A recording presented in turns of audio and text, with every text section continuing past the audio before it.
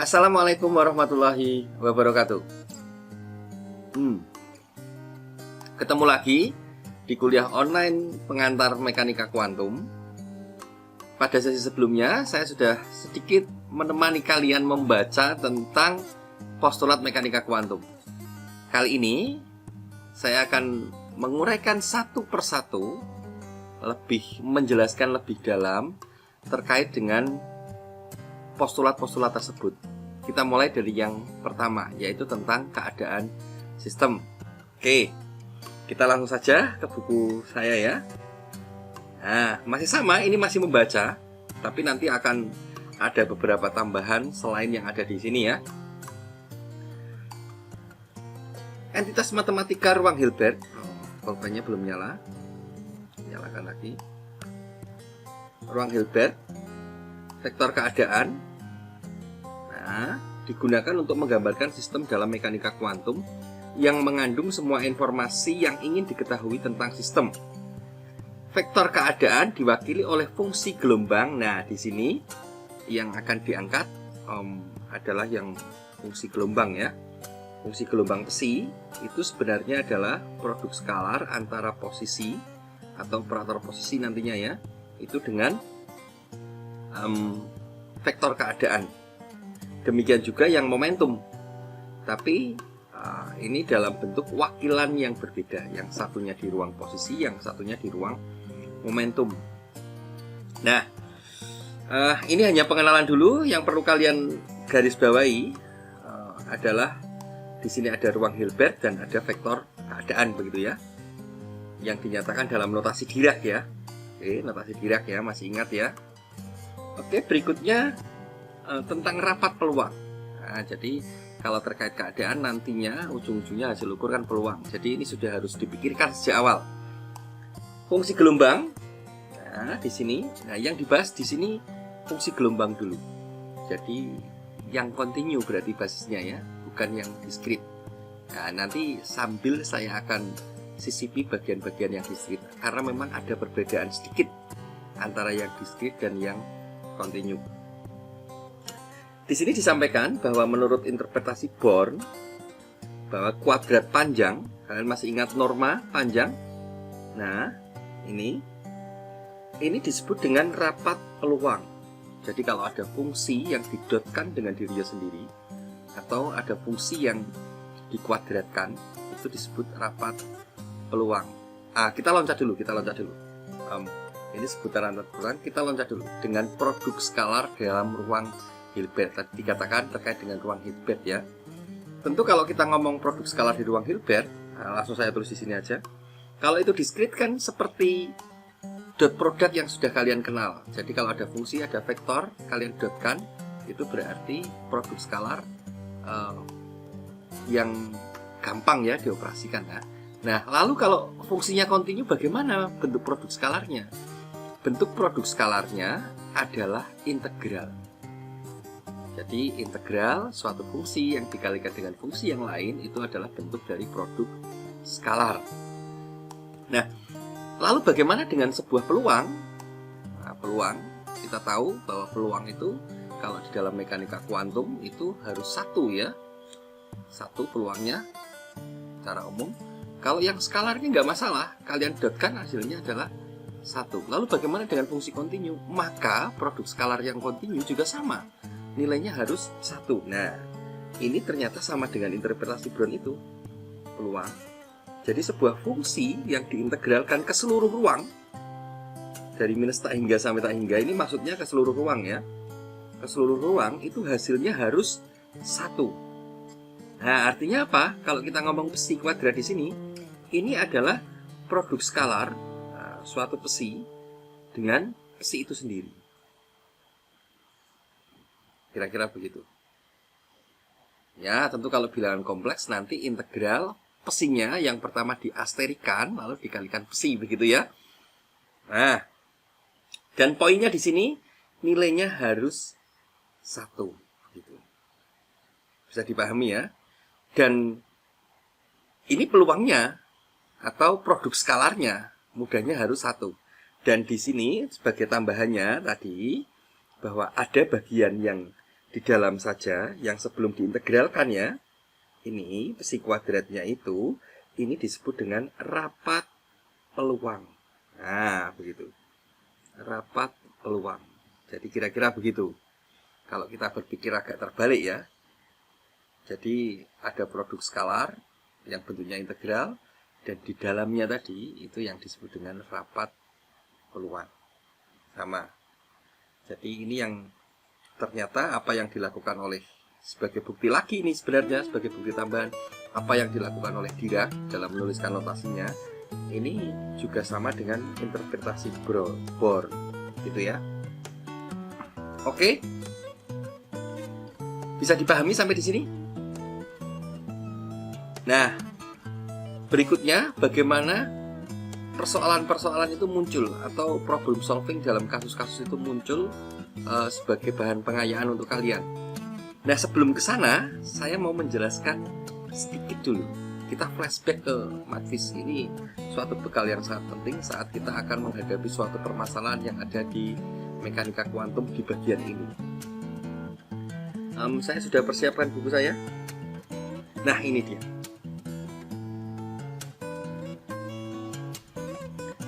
Rata-rata suatu fungsi.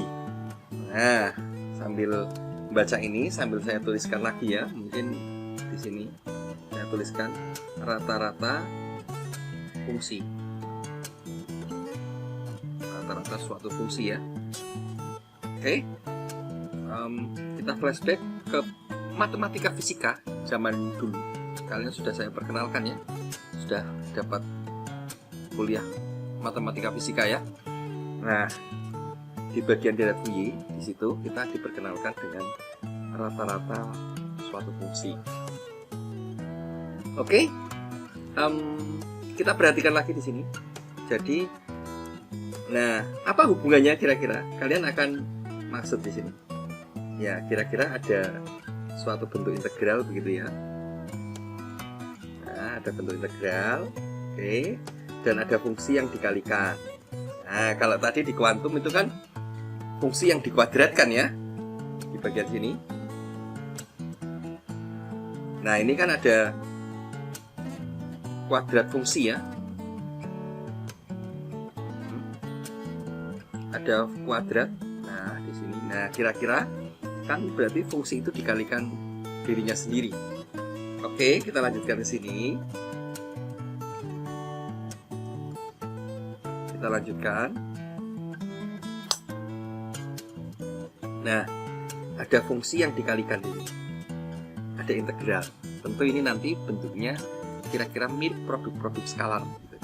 Nah, di sini juga disebutkan kalau ada sin kali sin, ternyata hasilnya 0 itu kalau tidak sama, dan hasilnya 0 juga kalau sama tapi nilainya 0, dan hasilnya setengah itu kalau M dan N nya sama, atau sinnya itu sin A dan sin N ini sama, atau boleh saya tulis begini di sini ya. Jadi rata-rata fungsi itu 1/2 pi integral dari min pi sampai pi, katakanlah begitu ya, sin mx sin mx. Nah, saya langsung fokuskan pada yang sama ya. Ini nilainya sama dengan setengah tadi. Ini rata-rata fungsi ya. Wah, kuliahnya jadi melebar-melebar ini ya. Oke. Bagian-bagian yang harus kalian perhatikan di sini, bahwa ini sama, atau bisa saya tulis singkat begini. 1/2 pi integral min pi sampai pi, ada sin kuadrat mx dx. Ini ada dx-nya ya, sorry. Dx ini sama dengan setengah. Nah, di sini ini semacam tadi ya, salah satu contoh fungsi yang dikuadratkan, kira-kira nanti hasilnya begitu. Berarti sinusnya kuadrat. Dan bagian lain yang harus kalian pahami di sini, ini 2pi di sini bentuknya adalah batas integral ini. Karena dari min pi sampai pi itu kan 2pi ya. Nah, bagaimana kalau saya mau menghitung rata-rata fungsi, misalkan ini adalah sin semacam ini. Di matris itu diberi batasan macam ini, bawah ini fungsi ini yang batasannya adalah 2pi, rentangnya 2pi. Masih ingat ya, ini cirinya ini rentangnya 2. Kalau lebih umum bagaimana? Kalau batasnya itu dari min A katakanlah sampai A, berarti batasnya berapa ini? 2A ya, 2A. Sinus, bentuknya sinus tidak lagi kuadrat tapi NP per A gitu. Yes. Tentu ini hasilnya sama, yaitu setengah. Agak berbeda ya bentuknya ya, tapi ya sekarang ya. Jadi kalau saya balik begini, kalau kita ngomong, ini kan ngomong rata-rata fungsi ya, rata-rata fungsi. Jadi kalau saya tuliskan integral min A sampai A sinus kuadrat NP per AX dx, ini hasilnya tentu sama dengan ini, tinggal dibalik ke depan ya, balik ke belakang, hasilnya yaitu A. Semacam itu ya.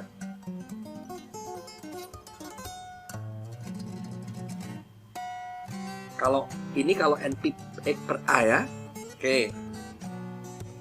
Tentu kalau ada di sini ada angka 2-nya bagaimana? Ya, tentu di sini nantinya akan ada angka 2 begitu. Atau di sini juga ada. Aduh, sebentar. Saya hapus dulu ya. Hapus dulu. Biar jam nggak nyampur. Dan ini saya beri kotak dulu. Oke, macam ini ya. Jadi ini bisa kita ingat-ingat ini. Jadi dan ini sangat penting, nanti kita sering akan temukan semacam ini. Jika fungsinya itu berubah lagi, nah, misalkan sinus tadi saya tuliskan apa? Sinus 2n ya, 2np per ax dx.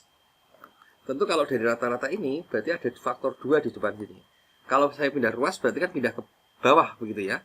Atau di sini berarti hasilnya kalau dari min A sampai A, ini hasilnya adalah A per 2. Ya, dengan cara lain juga bisa, cuman ini cara yang bagi saya simple, sederhana, berangkat dari rata-rata suatu fungsi yang sudah kalian peroleh, begitu ya. Tapi ingat, ini dalam satu periode ya, A per 2. Nah, apa hubungannya dengan kuantum? Kalau kita usut-usut, selalu di kuantum yang diperlukan adalah produk skalar semacam ini. Tadi ini ada kuadratnya ya, salah tulis lagi. Produk skalar semacam ini, itu hasilnya harus 1. Lalu bagaimana kalau kita ketemu masalah, kasus yang semacam ini, dan produk skalarnya harus 1? Produk skalar harus 1. Nah, tentu mudah jawabannya ya. Tinggal kita mengalihkan fungsi ini hasilnya dengan 1 per A. Kalau yang bagian ini berarti tinggal kita kalikan dengan 1 per A. Nah, 1 per A, maka di sini A per A ini sama dengan 1. Di sini juga begitu. Berarti tinggal kita kalikan dengan apa? Dengan 2 per A. Nah, maka kalau 2 per A, di sini ada 2 per A, tentu nilainya 1. Dan mudah. Dan atau kalau kita tarik ke depan lagi, nah, fungsinya, berarti fungsinya bukan lagi yang akhirnya besarnya sama dengan 1. Kalau diproduk skalarkan besarnya tidak dengan 1, itu bukan lagi sinus 2x ini. Saya pakai warna tinta lainnya. Bukan sinus ini yang kalau diproduk skalarkan nilainya 1. Yang nilainya 1 adalah 1 per akar A sinus NPX per A. Nah, fungsi ini Ini kalau dikalikan berarti kan 1 per A kali 1 per A kan jadinya A, begitu ya. Nah, sinus NPX per A kalau dikalikan dengan dirinya sendiri, hasilnya adalah sinus kuadrat NP per AX, begitu. Nah, kira-kira begitu. Berarti ini besarnya 1. Nantinya rata-rata produk skalarnya itu 1 kira-kira gitu. Ini juga begitu. Kalau yang ini berapa? Berarti yang 1. Berarti akar 2 per A sinus NP per AX 2 NP per AX. Nah, fungsi semacam ini contoh fungsi-fungsi yang kalau diproduk skalarkan hasilnya 1. Begitu ya. Jadi apa maksudnya apa? Kita bisa menjamin dengan kata lain bahwa fungsi ini itu tegak lurus karena produk skalarnya hasilnya 1. Tegak lurus ya, ortogonal ya, bukan ortogonal. Kalau didotkan dengan dirinya sendiri itu 1, panjangnya 1 itu berarti malah ortonormal ya. Tapi kalau kita harus jamin bahwa fungsi ini kalau dikalikan dengan yang ini itu hasilnya adalah 0. Dan kita tentu tahu kalau sinusnya pokoknya kalau n-nya itu tidak sama kan pasti hasilnya 0 ya. Berarti ini jelas tegak lurus. Dan bahkan tidak hanya tegak lurus ya, tapi juga normal selain tegak lurus ya. Untuk itu fungsi-fungsi yang semacam ini itu nanti lebih jauh itu adalah contoh-contoh fungsi yang ortonormal. Dan ini akan banyak sekali yang muncul di dalam permasalahan mekanika kuantum yang akan kita pelajari. Oke, sampai di sini dulu ya. Berikutnya saya akan memberikan contoh permasalahan yang muncul. Tapi memang untuk mempelajari contoh itu kalian harus memahami dulu bahwa fungsi yang semacam ini itu nanti akan dikatakan sebagai fungsi yang ortonormal dan ini bisa dijadikan sebagai basis di dalam permasalahan mekanika kuantum. Begitu ya. Saya akhiri dulu. Sampai ketemu pada sesi berikutnya. Wassalamualaikum warahmatullahi wabarakatuh.